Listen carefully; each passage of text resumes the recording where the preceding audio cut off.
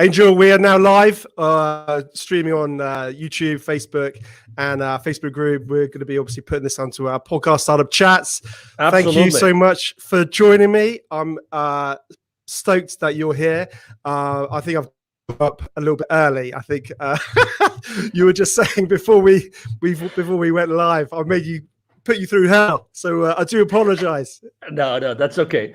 That's okay. You know, I'm so connected all the time, but it's true that, you know, you try to plan ahead a little bit what's going to happen in the day, but if it doesn't happen, it's okay, and you will know how throughout the conversation today, or you will know why. Well, let's kick this off because, you know, I'm so excited to talk about this whole topic of, you know, startups and that journey and that challenge that we all face, and I think wherever we can sort of get those pearls of wisdom or advice or help or a little bit of inspiration is always going to be a good thing and always help. So but before we maybe sort of dive into what we're going to focus on, which is that whole, you know, pivoting in times of crisis, I think that's a really interesting sort of topic actually, because I've certainly done that in various sort of degrees, and you know, we can chat about that. So yeah, it'd be interesting seeing your perspective. But before we do, would you mind sort of introducing yourself to the audience, and just giving a bit of a background about, you know, who you are and what you do? Absolutely. So my name is Angel Ribo, and I'm in Dallas, Texas, although I was born close to Barcelona in Spain. Basically one of my favorite cities, by the way. Oh, look Barcelona. at that. Love it. Okay, I thought that you were going to say Dallas, Texas. I've never been. I'd love to go. I'd love to come to visit. There's lots of great things here happening. So, but anyway, you know, obviously I love Barcelona too. Basically both corporate CEOs and established entrepreneurs, they hire me to bridge the gap globally for expansion and exposure. The reason why I helped, you know, I use internationalization strategies to accelerate the growth of their companies is because throughout my life, for the last 25 years, I have held more than 1,500 CEOs in 33 different countries.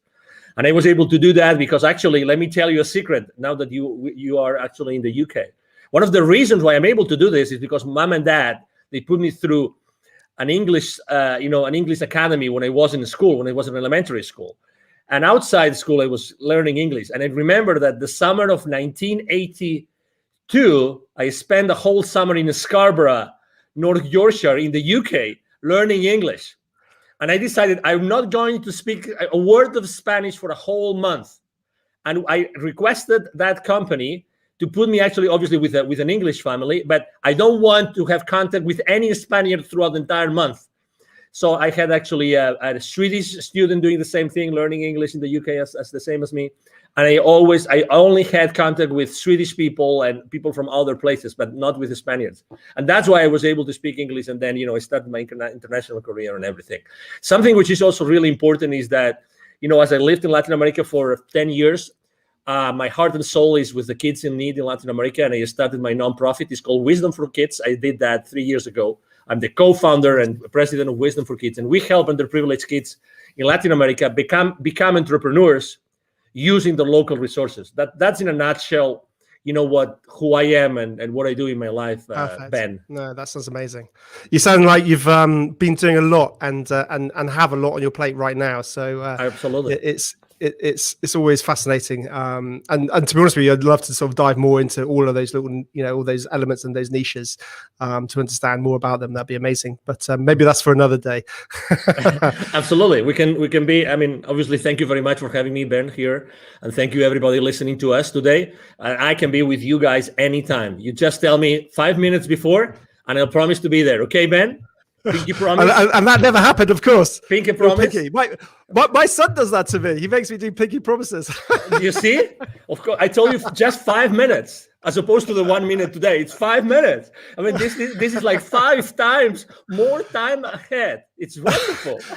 You'll have to return the favor for me. You'll have to do the same for me one day. No. Of course, obviously, I'm giving Ben a hard time just because he's this kind of guy that he takes you know, jokes and being hard on him as lightly as I do. So it's a pleasure to be with someone in life that doesn't take everything judgmentally, which we unfortunately tend to do. And you know, that's actually one of the challenges of the startup entrepreneurs as well. Yeah, it's very true, isn't it? You've got to be so adaptable and level-headed, quite cool and calm under pressure, and not getting too hyped or too upset either way, because it's a journey. It's not a sprint, isn't it? So you've got to keep an eye on that bigger picture. So Absolutely. And keep moving forward. That's the key. Keep moving forward. So let's dive into the whole sort of topic of pivoting. As we know, sometimes, a startup and an established business has to pivot. I mean, we've seen a lot of established businesses have to pivot in this time of, the COVID-19 and all the rest of it, particularly when, a business stream suddenly was closed off. A lot of brands had to sort of pivot towards more direct consumer sales rather than B2B sales. But certainly within that pre-launch phase and starting a startup, that can happen too. I know it's actually happened to us recently with one of our product launches. And without going into that, but I think it's a challenge that we face at various levels. And I guess thinking within that pre-launch phase, one of my thinkings is it sometimes best to pivot before you launch, if it's abundantly clear that you should, or sometimes is it better just to launch, test the market, and then pivot?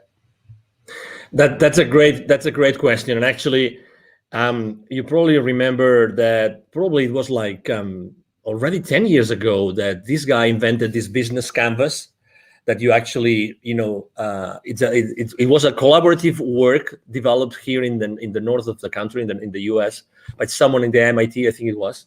The reason why I'm mentioning this is because we tend to forget that the buck, right, the dollar, the money starts with sales. And we are so hard on ourselves, going back to what I was saying about being judgmental, we are so hard on ourselves that we try to do everything else look perfect before we even talk to potential clients. Obviously, everybody in the startup world talks about the minimum viable product or minimum viable service, all these kind of things. But in reality, the only thing, let's say you and I, we have an idea today, and it's an amazing idea, which could be actually easy for us to have a great idea today. And we say, we're going to launch it. You know what we need to launch it? Okay, we commit that between now and 24 hours, you talk to 5 potential clients in the UK, you talk to 5 potential clients in Texas. We have 10, let's say only 50% of them show up. We already have market feedback. So I think I'm responding to your question. I'm a big proponent of, if you eventually have to launch something into the market, why don't you start talking to the market? And it doesn't have to be perfect. You have friends, you have former colleagues, you have relatives, you have neighbors, you name it. You go to a store, you go to a coffee shop, you talk to the guy which is serving you, the bartender. You can even ask that person for their feedback about what you want to launch. So to your question, my main business mantra is take imperfect action now. That's me. That's my clients. Take imperfect action now.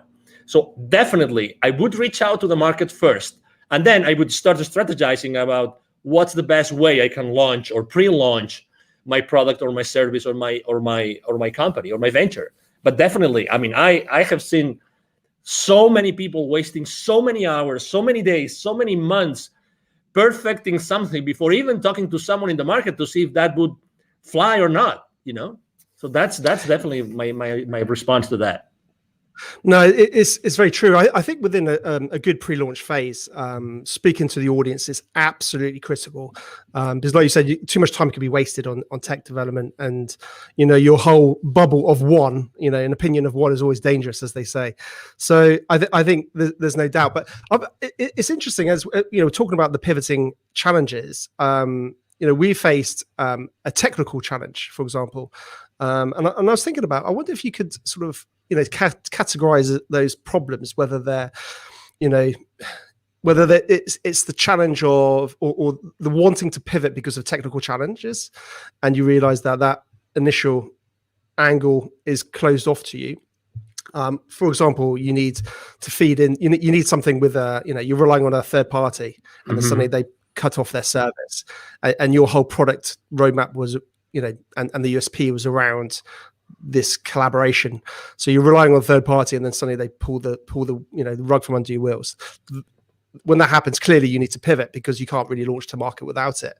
But I think one of the mistakes, and that's something that's we've recently found. So we're having to do a slight pivots in terms of our launch, one of our products that we're releasing, in terms of just realigning some of those core elements. Interestingly, we had and it's still ongoing, is another product launch which started way back when, and that was my thing. And I think I made those exact same mistakes that you talk about, and you shouldn't make, which is, it's got to be perfect. It's got to be perfect. Just one more thing. Can we just do this feature? And then suddenly it becomes like a monster. And I think that has been a huge frustration for me, certainly, is not getting something out of the door. So it's interesting, isn't it? The pivoting can come for different reasons. But you see what? I mean, this is how I typically don't curse on podcast interviews, but I don't know if I'm allowed to do it today. But we get so sidetracked by perfection, and you just described the perfection sidetrack. That you wanted to do this additional feature, this additional thing that would make this offer like magnificent, like extraordinary, it's spectacular, right? But suddenly you get so into the trenches of that thing, But in reality, guess what? And I've seen that last year. I saw that with many technologies and many providers saying, we're not sure if we're going to be around for a long time. But guess what? The difference between the technologies that I kept on working with or the others that don't, because maybe they were scaling down, downsizing, whatever, is the attitude of the customer service people, the support people. So even if their product wasn't perfect, I stuck with them because their customer service, the attitude of the support team was flawless. They were really genuine human beings that were there to serve me. When someone is really acting from within, being really present and saying, hey, this is what we have. This is what we got.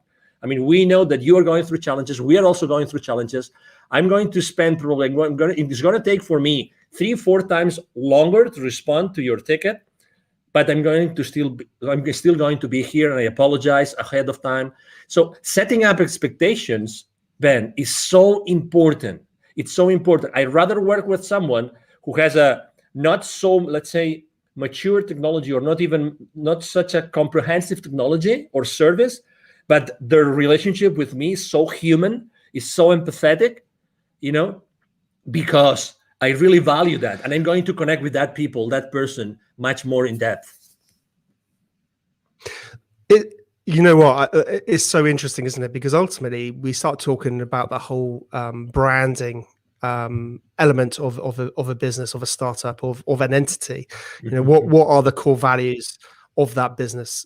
How does it want to interact and engage with its customers and clients on board? And I think we then start sort of diving into that world of the community, building a community, and whether that's, I guess, having a really good call center or team that respond to tickets and problems, or even I've seen really interesting communities built up on like Facebook groups where startups are really engaged with their communities. And I think having that authenticity and that dialogue, that's the key, isn't it? Like you touched on, it's that dialogue to say, hey, Angel, we're working on it. This is our tech roadmap. This is what we're working on. We're struggling. We're trying to get things off the ground. We're bootstrapping it, or whatever it is. And then you can feel, more of a passion towards that brand and company, and see the face behind it. Yeah. And on its own, actually, if we think about it, that's such a strong, powerful part of planning in any pre-launch phase, but also post-launch, because obviously that's when you've got to deliver effectively. And follow through, and that's always challenging. Absolutely. And I can give you even another example. Last year, there's this technology that they love to use. My team is an expert on using that. It's called Zapier, which allows you to automatize so many different systems. Zapier takes webhooks from here and there and blah blah blah, integrates so many. So I use a specific dashboard with my clients, and guess what? This guy said they're not cheap, but this guy said, we're going to give you 3 to 6 months for free, just because we know you're suffering. And their support system is great. Okay, so they gave me 6 months for free subscription last year, just for the sake of it. Just for the sake of it, because I was a small business owner, I qualify, blah, blah, blah. Just 3-4 months ago, a competitor came up to the market at a fraction of their price. And they offer you so many more actions per month, which is the currency that Zapier uses. So like a fraction of the price and offering you much more for that fraction of the price.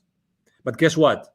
I'm not going to change from Zapier. I'm just giving you an example, right? I'm not going to change because they stood behind me, with me all the way. They provided me extraordinary service. They even said, we know cash flow is an issue for you. We're going to support you. So, oh my God, do you think that they will ever leave Zapier as a technology provider for my team and myself? Of course not. The branding, they have, my concept about these guys, what they're going to do for me whenever my business grows more and more and more, and I need them more and more and more, they will be there for me all the way. It's amazing. Exactly. It's about the brand. It's amazing. Do you agree? 100%. And it's interesting, isn't it? Because I guess if you've got that strong narrative, that strong brand, that's good, that story that people buy into, if you do have to pivot, then it's much easier to bring them with you, because I guess you can again have that honesty and say, hey, listen, we're having to realign our business model. We're having to do this. Come with us. And when that pivoting moment does come, I'm guessing that's a lot easier. Yeah, it is because again, you trust them. You have already developed that relationship. It's all about expectations, Ben. I mean, really setting up the right expectations is so important at all levels. We tend to, there's a concept I use both when I coach personally the CEOs and when I work with in business, when I'm doing business consulting, which is a secret contract. And think about it. This concept of secret contract is just brilliant. With every single person that you have a relationship with, Ben, and everybody listening to us, with every person that you have a relationship, there's a lot of things that you've never shared with that person, but you expect from them. You've never spoken about those things, but you expect from these people a certain things. And the other way around. You've never talked about that with them, or they never talked about that with you, but they expect things from you. And that even happens with your business, with your family, with your partner, with your life partner, with your kids, with your father, mother, with your siblings. There's always those things that you expect from them, but you've probably never asked them or talked with them about them. That's why setting expectations is so important in the journey of an entrepreneur, of a startup CEO. Setting the right expectations with everybody, with all your stakeholders, is so important. And just with that, you are building, just with that very simple thing of setting the right expectations, you're starting to build a very strong brand. You will never be in denial. You will never sweep things under the rug, ever. You will always be there because you are very clear on the expectations. That's so important. And it's so easy to do. But in reality, we don't do it. No, it's interesting, and I think you hit the nail on the head, because it also is very similar to just old ways of doing business well. We're talking about digital businesses, online businesses, and all the rest, but it's about doing business well, and it's always been the case. Whenever you're dealing with a client, setting expectations, whether it's timeframes or what you can achieve by when, and being realistic with that rather than over promising. If you can set a realistic expectations and actually over deliver and things like that, it's just simple things, isn't it? But I think what we need to what we need to start thinking about, I guess, as startup founders and all the rest of it, is how we set those expectations in a digital format to the masses, if that makes sense.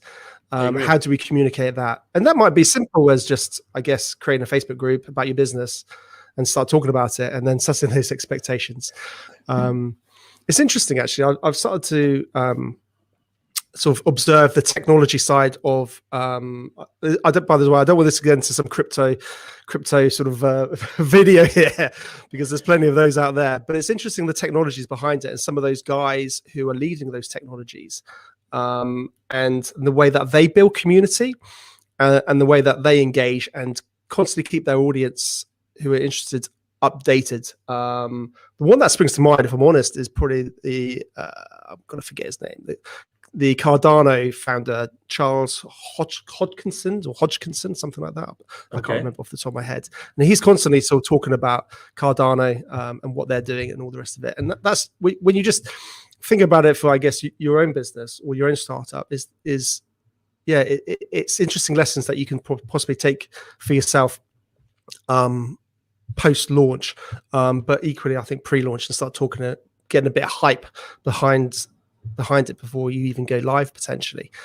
When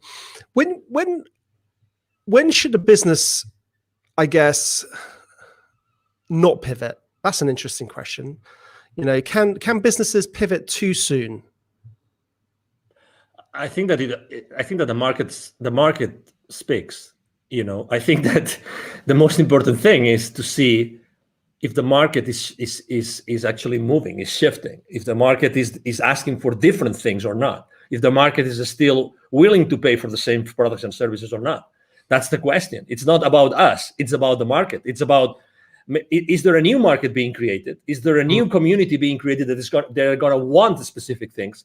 So that's the question. I think that you have to really put the thermometer in the market. You have to have those conversations, those imperfect conversations with your potential clients, and see, hey, will you keep on paying for this? Do you still feel the value? Do you still feel the value in these kind of products? Or right now, what's happening now, what do you think is going to help you go to the next level? How many times, honestly, think about this, Ben. How many times before you sell to a client, you actually tell them this: I know I'm going to be part of your problem when you place the PO with me, because you're going to put X amount of money on my pocket and you will have nothing in return.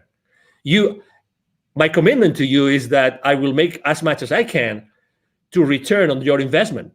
But how many times you have told that your clients, I care so much, I know that I'm going to be your problem right now when you place the purchase order, right? And I also care, I really care about how you are going to recover that investment. These conversations are very uncommon and kind of conventional, because they are uncomfortable, because we think, oh, maybe someone doesn't place the PO, right? It's very similar to, as entrepreneurs, when we start niching, and we start thinking of what's the right way to position, what's the what's that sentence, that pitch sentence, that statement that we use when we're trying to craft it, that we're always between this 30,000 level feed, copywriting, or onto the ground level copywriting, right? We're always trying to bring as many people as possible to our world so they can buy, or we niche down so much so that we really speak clearly to someone who are really the people that we want to serve, right? We also move in that space. You see, it's the exact same thing. Obviously, I think we have to be extremely precise, because we really want to serve someone, and we want to serve this someone really, really well, right? So to your question, again, definitely there's a moment where you have to decide if it's the right moment to pivot, or if to pivot or not. But again, it's all about who you are serving. Let me tell you an example. What could you say has happened last year with 7.5 billion people? If there is one factor that had all 7.5 billion at some point, it's fear. Okay. I'm not talking about politics. Okay. I'm just saying what it is. There's never been more fear in the planet like last year. Okay. And maybe it continues this year for whatever reason. Okay. I have been building bridges. You are a public figure. I'm a public figure. We're here to build bridges. We're not here to fracture the society. We're here to actually help everybody come together, get together, and make this world a better place. That's why you're doing what you're doing. 100%. That's what I'm doing. Exactly. Right. So, but still, if there's fear, think how you can help everybody. If you know that everybody's going to be in fear, why don't you talk to your market and you double check that that's the reality, and double check if that fear is going to move the needle for what they need. They may need some additional personal support. They might need, support for specific areas in their business. Right? Is that fear going to affect the existing clients or not? Is it going to affect will you have to deliver your product or your service in a different way? Again, it's all about the market. It's all about the people, how they feel. It's all about human beings. It's all about human beings, how they feel inside. They're going to make the purchase decision. The buyer, decision has it changed? Are there different criteria? The purchasing criteria of our clients, has it changed? The decision process, has it changed? It's all these kind of things that you have to think about before you decide to pivot or not. Yeah, no, definitely. I mean, that's an interesting point. Has it changed? I mean, ultimately, their buying decision might not have changed, but the way that they buy it may have changed. They might not be able to go into the shop like they used to. So, how can you deliver that product or service in a format that they can still access? Because they may well still want it. We've seen that, haven't we, with gyms? Gyms have got, people can't go to physical gyms in the UK. I'm not sure what it's like in America, but so people are having to think about, how can I deliver that course online effectively, because those people still want that.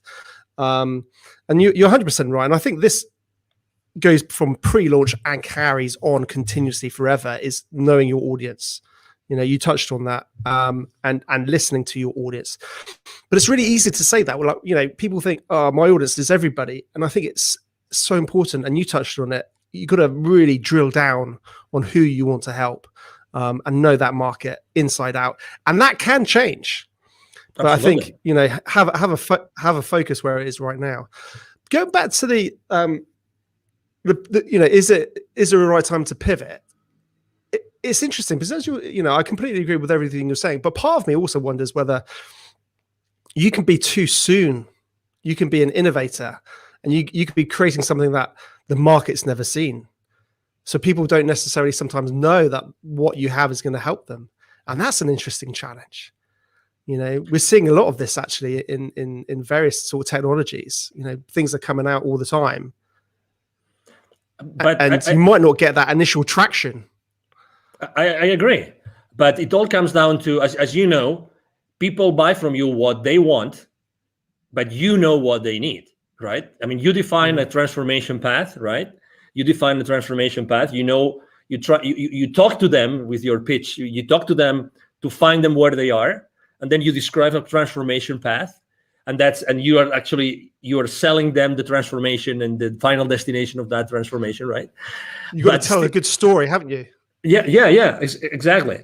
But again, I think that we make a decision as entrepreneurs. We make a decision every single day of what we talk about and who we talk about. At the end of the day, if you are able to describe that transformation, they might not know, they know what they want, but they don't know what they need. So you're still able to sell to them what they need if you are able to position it as what they want. Okay, so obviously there's this very famous book that you've probably read, The Crossing the Chasm, about technology adoption. Very old book already, like 20 years, 30 years old. You're right. Honest, I'm a really bad reader. I'm so okay. No problem. So I'd love to be a big reader. I really would. It's okay. Crossing. It's okay. Crossing the chasm. So it basically states, when a technology is ready to go to the majority, to not only to the early adopters, so to the majority, right? So it talks about that. So yeah, exactly. So regardless, probably in the beginning, your price point will be at a level that it still justifies the profitability that you need in the company. You know what I mean? But at the end of the day, it's always the same thing. Are you able to position what your clients want from your pitch so that you give them what they want? They buy what they want, but you give them what they need because you are the expert. You are the subject matter expert. You're giving them what they need because you know more about that, because you are the expert. And obviously expertise is one of the most important things when you're pivoting, right? I mean, are there areas of expertise that you probably have not pitched enough to your audience?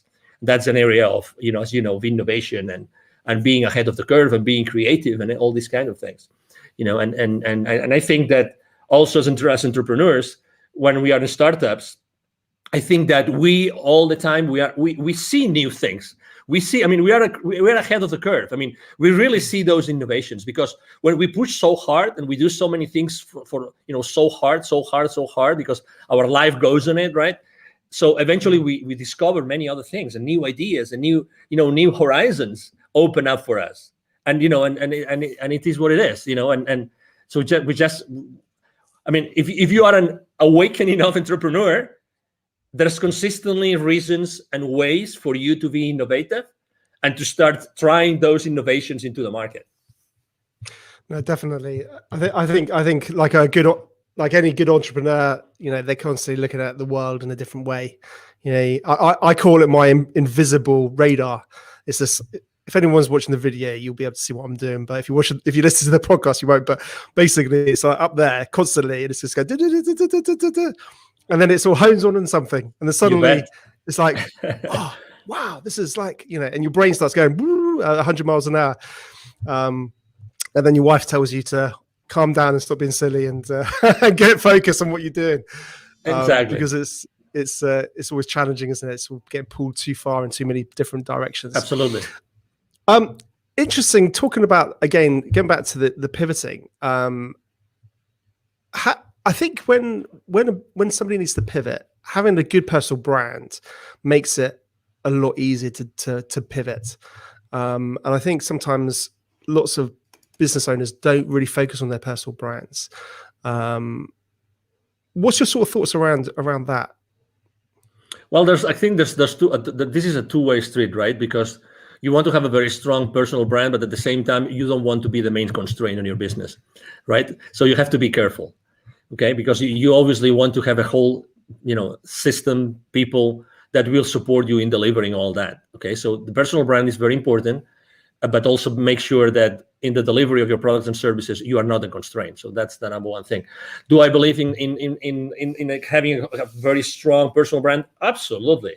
And it's much easier to build than what people think. I'm blessed enough to have been invited to your podcast, Ben, today, and I have probably 3 or 4 more today. I'm there's a lot of people reaching out to me. I'm really extremely blessed that happens.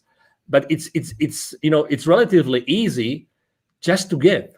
I mean, I'm giving just some nuggets that people might like or might not, but it's being present. It's spending 30 minutes, 45 minutes, 1 hour, adding value to someone's audience. And by doing this, you are actually building my brand. I'm building my brand right now, thanks to you. I'm grateful to you and to your audience.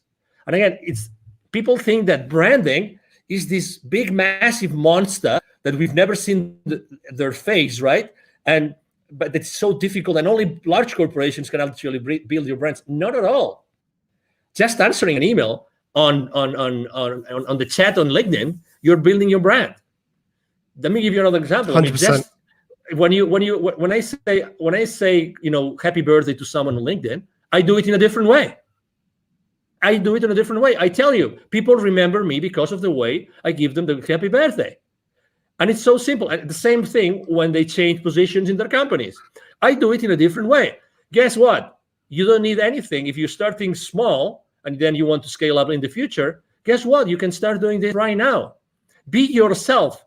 Don't be afraid of yourself. It's very true what Tony Robbins says in his events, which is, what we are fearful of as human beings is of our potential, is of how powerful we are. It's not of our flaws.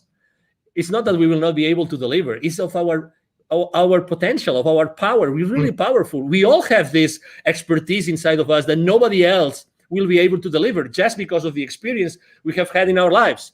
You have had your experience, Ben. You've gone through several, successes and failures. You've learned a lot of lessons. Everybody has had their own journey, and that journey is of value to someone else. That's why everybody can really become an entrepreneur if they really want to. That value, that intrinsic, unique value of anybody out there can really help other people, to overcome their challenges in their personal lives or in their business life. It is what it is. It's by definition. 100%. And also what I love about it is it gives, several things. It gives a face behind the business. So it has you have that real sort of personal element. And I think that's the future for business, having personality. But also I think as an individual, we all know we have many layers. We have many interests. Whereas a business is obviously clearly focused on one area, possibly with a very focused audience.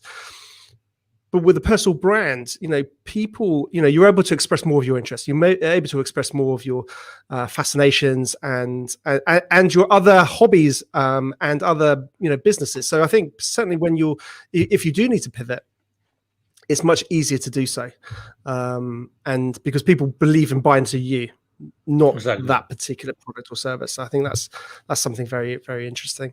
So in terms of sort of top tips or advice you could possibly pass on to any budding, startup founder, what would that be? Well, I said it before briefly, but it's definitely, I think that's, honestly, I think this is at least 50% of the success, of the secret to success for any entrepreneur right now, which is take imperfect action now. Take imperfect action now. Expose yourself. Whatever you want to do, start doing it right now, immediately. Start talking to potential clients, to potential partners, to potential collaborators, to potential allies, immediately. Take imperfect action now. Don't wait. There's never going to be a perfect time for you to become an entrepreneur. Never.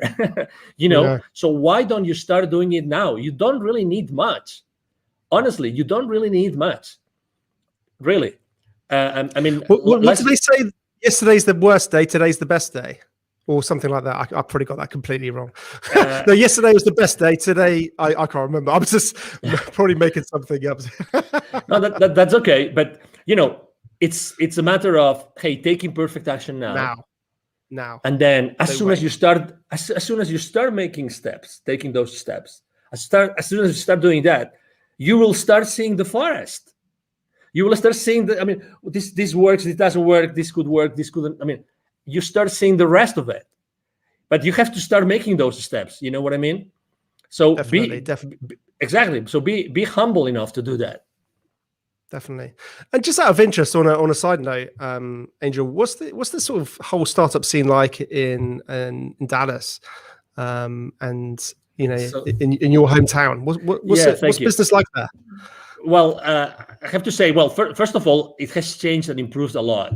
Dallas used not to be the startup hub that it is today. I've been very involved with the startup community here. Actually, last year, it's so funny. Last year, I gave 2 different webinars to the startup community here, and the title of both webinars were Pivoting in Times of Crisis.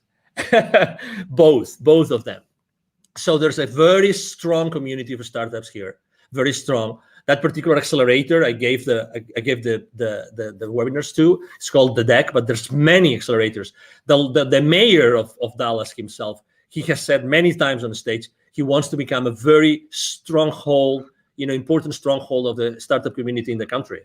And there's a lot of, angel investors community and family offices. And this, it's really a great place to be an entrepreneur and to start up your business. I'm very involved with the Startup Week here and with the Startup Weekends. I've been the jury for a few Startup Weekends as well.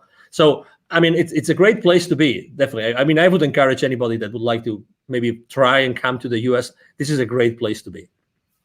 Fantastic. And am I right in thinking a lot of people are moving out from California and Silicon Valley to Dallas? Totally. Is that right? Yeah, it's true. Actually, large corporations, even before the pandemic started large corporations from California started to relocate here. And right now it's massive. It's massive, the amount of people that are moving from California and many other states to Dallas, to Texas, North Texas, because Dallas is strategically positioned. You don't think about it, but Texas is a huge state. We will never run out of space. That's the beauty. We will never run out of space. And we don't have a state income tax, which is great. And also, the property prices are pretty reasonable. So yeah, it's a great place to be. Ben, you should start making your luggage here. Come on. Well, I've got a wife and 2 kids to sort of bring in tow. So great school systems here. Great school system. Oh, fantastic.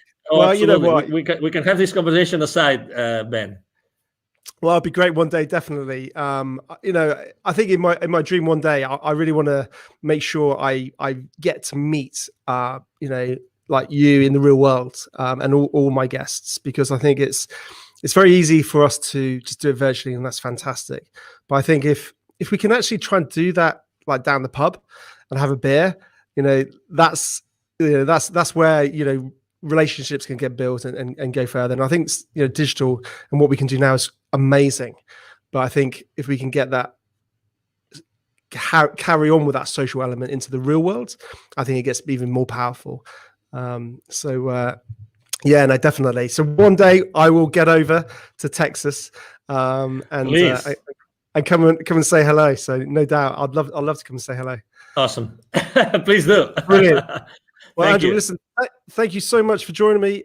It's been a real pleasure. Fascinating to chat about pivoting and some of the challenges and all the rest of it. And you take care and have a great day. And you too. Thank you very much. And if I may, just to tell people how they can find me. Absolutely. Okay, so again, my name is Angel Ribo. Last name is R-I-B as in boy O. R-I-B as in boy O. B as in boy O. The easiest way to reach out to me is to send me an email to angel as in heaven, angel@angelribo.com. Okay. Thank you very much. Really, Ben, it's been a pleasure to be here. And thank you everybody that has been listening and watching to us today. 100%. I'll put all your links in all the show notes and all the rest. How kind of you. Thank you.